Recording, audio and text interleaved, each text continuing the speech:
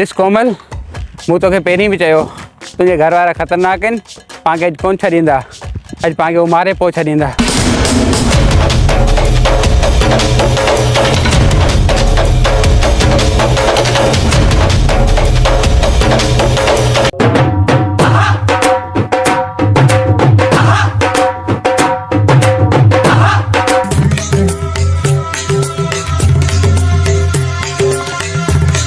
भाईजान, महिरबानी करे असांजी मदद कयो, उहो असांखे मारे छॾींदा। हलो हीरो हीरो चिकना साइड ते थी हले हले।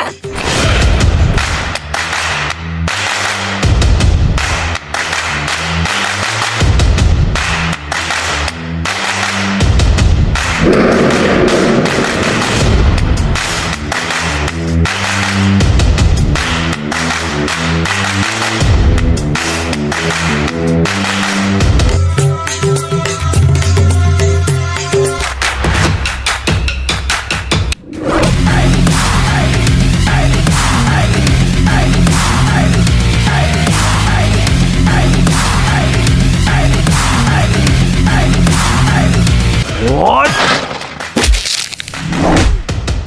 Yeah! Ah! Yeah!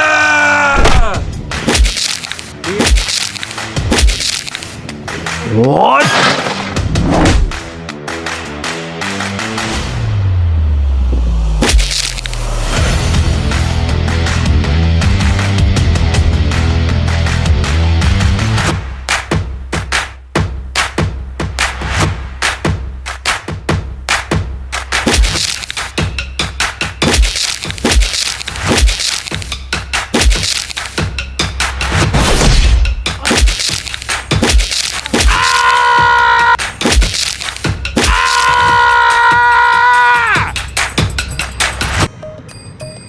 भाईजान, अदा महिरबानी आवाज़ असांजी मदद कई।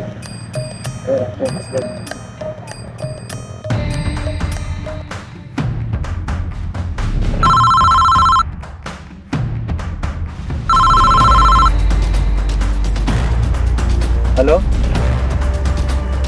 छा किथे आहियो तव्हां? अचां पियो।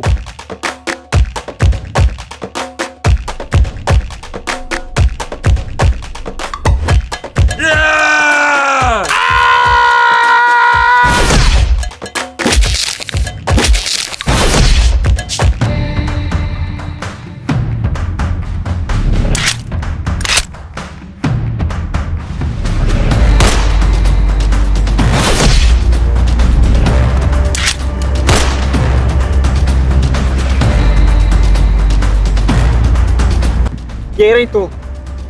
हिकु त हिननि ग़लति क़दम खयो, ॿियो तूं असांजे माण्हुनि खे मारींदो तो वती। ऐं केरु तूं? ऐं मञा थो हिननि जो ग़लति क़दम आहे, पर हिननि जी नियत साफ़ हुई। हिननि खे ग़लति क़दम ते मजबूर करण वारा बि तव्हां आहियो।